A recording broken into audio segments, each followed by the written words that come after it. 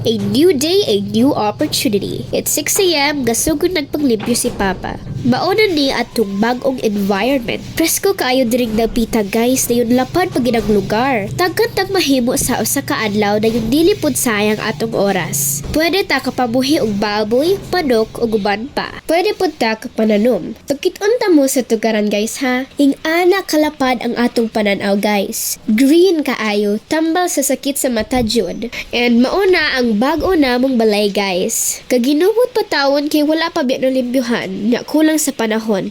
Pero ayaw magkabalaka guys, kay pila ka adlaw malimpyo na jud na siya pohon. Mauna ang among altar because I believe that having God with us is a blessing. By the way guys, gibalhin namo among tindahan apil. Sa pagkakaroon, ingon ani ra sa gyud ang itsura niya while magpagama pa mi og tindahan. But it's very cute. It fits well. Naapod may mga kinumpra nga wala pa nabahig. Dagahan patawon kaayo ni. Mga biscuits, school supplies, importante kaayo para sa eskwela. Naarapod sa tapad among lutuan guys. Makaguol biya guys kay nakapundar na gyud mi didto sa among daan gipuy-an. Pero unsaon taman basig pagbuot sa Ginoo nga pabalhinon gid mi dire. Because everything happens for a reason. Naagid ko na realize about life that we have a lot to be thankful for. Bisag daghan pagsulay pero mas daghan ang mga butang nga dapat masalamatan. Ingon ni mama nga kanon ra kuno nako ang mga problema nga moabot aron kusgan.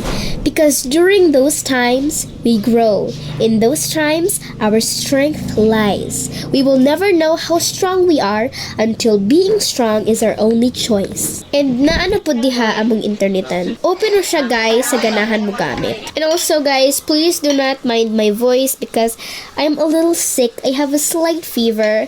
Basig sa kapoy ug sa mga problems. Charagon. Maong pahuway sa ako diring napita guys. Pahuway sa pud ko sa akong singing career. Bye for now everyone. See you soon!